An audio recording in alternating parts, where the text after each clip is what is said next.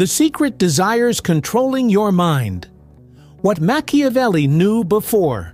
Freud, have you ever done something and then wondered, why did I really do that?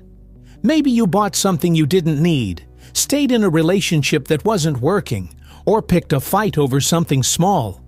We all like to think we know why we do what we do. We tell ourselves stories about our motives that sound logical and reasonable. But what if these stories are just cover-ups, simple explanations hiding much deeper forces that are actually controlling our behavior? Hey everyone, welcome to a brand new series where we explore how the most powerful people in history understood human psychology centuries before science confirmed their insights. Today we're diving into something that might completely change how you see yourself and others around you. Back in the 1500s, a sharp-eyed political advisor named Niccolò Machiavelli wrote a book called The Prince. Everyone knows it as this ruthless guide to gaining power, but that's missing something crucial. Beneath the political advice, Machiavelli showed an incredible understanding of what really drives human behavior. Not the logical reasons we tell ourselves, but the hidden, unconscious desires we don't even realize are controlling us. Fast forward about 400 years, and a doctor in Vienna named Sigmund Freud basically revolutionizes our understanding of the human mind with his theory of the unconscious. Freud said our conscious thoughts are just the tip of the iceberg. Underneath the surface is this massive realm of unconscious desires, fears, and conflicts that are actually pulling the strings on our behavior. The wild thing is, Machiavelli seemed to understand all of this centuries before Freud was even born.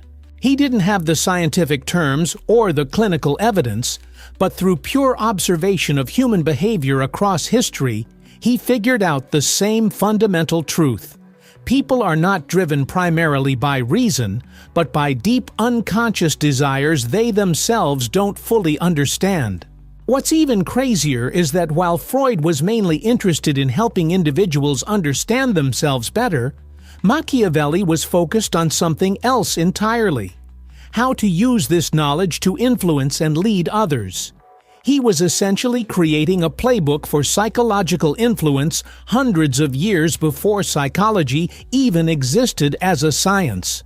Let's start with the most basic insight both men shared. People are not primarily rational creatures. We like to think we make decisions based on careful thinking and clear reasons, but that's largely an illusion. Machiavelli wrote, "Men are so simple of mind, and so much dominated by their immediate needs, that a deceitful man will always find plenty who are ready to be deceived."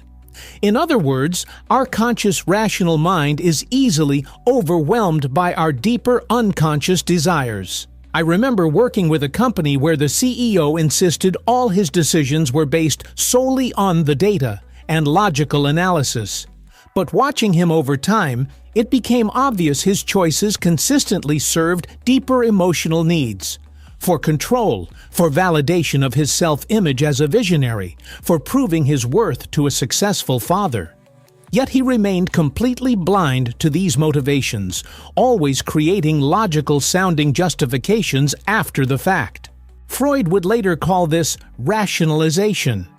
The way our conscious mind makes up reasonable-sounding explanations for behaviors that are actually driven by unconscious forces. Machiavelli observed the same mechanism at work in politics, noting how rulers would create noble-sounding justifications for actions that were really driven by raw desires for power, security, or revenge. This brings us to the first major unconscious drive that both Machiavelli and Freud recognized: the desire for power. Freud called this part of our unconscious mind the AD, the primal instinctual part of ourselves that wants immediate gratification of basic desires with no regard for consequences or social rules. Machiavelli didn't have this terminology, but he clearly understood the concept. He observed how rulers and those around them were driven by a raw hunger for power and control that they often disguised, even from themselves, with nobler motivations. As he wrote, Men never do good unless necessity drives them to it. He saw that beneath our civilized exterior lurks a primitive desire to dominate and control our environment. I've watched this play out in countless workplace dynamics. A manager claims they're micromanaging an employee for the good of the project, or to maintain quality standards, when the underlying unconscious motivation is actually a need to feel powerful and important. These managers aren't necessarily lying. They've just created a socially acceptable story that hides their deeper psychological needs, even from themselves. Freud would later formalize this understanding with his concept of sublimation, how primitive desires get redirected into socially acceptable channels. Machiavelli recognized the same psychological mechanism when he advised rulers to channel people's aggressive impulses toward external enemies rather than letting them focus on domestic problems. The second major unconscious drive both men identified was the desire for recognition and esteem. Freud explored how our sense of self-worth and identity is shaped by how others see us.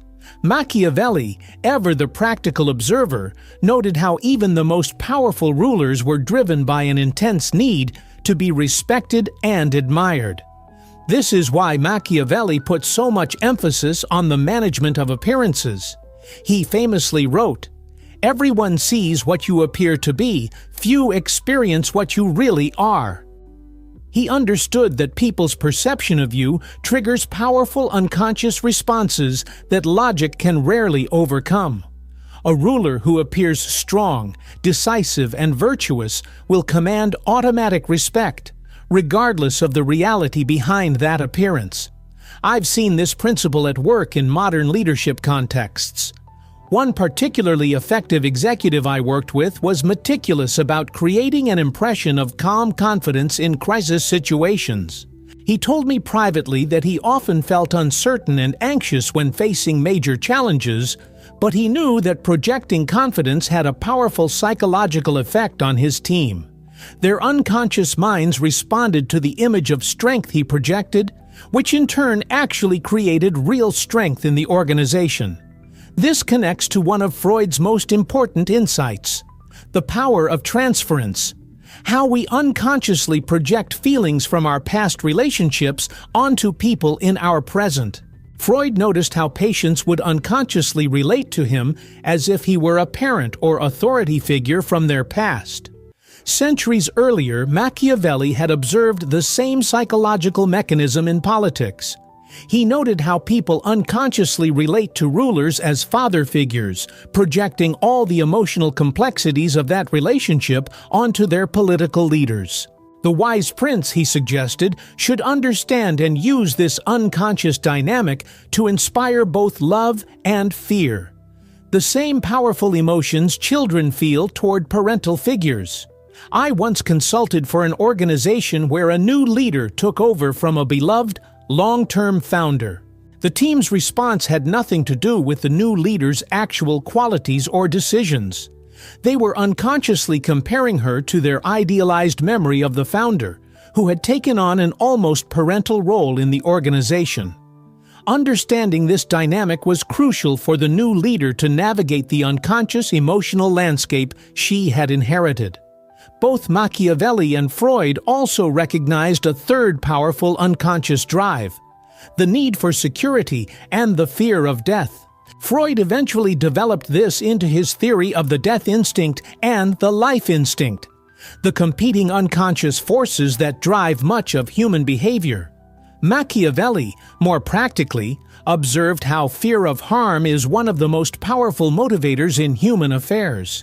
Machiavelli wrote, "Men worry less about doing an injury to one who makes himself loved than to one who makes himself feared." He understood that beneath our civilized exterior is a primal fear of death and harm that can override all rational consideration when triggered. The wise leader knows how to access this deep unconscious drive when necessary, while also being careful not to abuse it.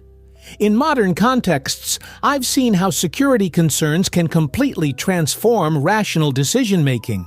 companies will spend millions on security measures against highly unlikely threats because the unconscious fear response is so powerful when triggered.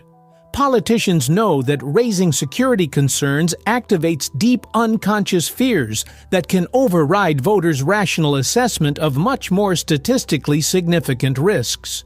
One of the most fascinating connections between Machiavelli and Freud is their understanding of inner psychological conflict.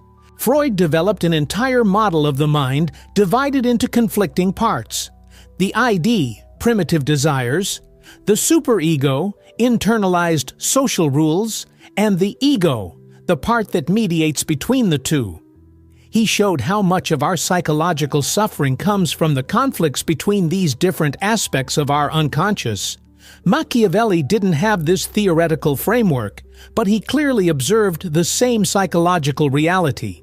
He wrote extensively about how people are torn between competing desires, between their appetite for gain and their fear of punishment, between their craving for freedom and their need for security, between their selfish impulses and their social values. A brilliant insight from Machiavelli was how to exploit these inner conflicts in others. He advised rulers to position themselves as the solution to people's inner psychological tensions.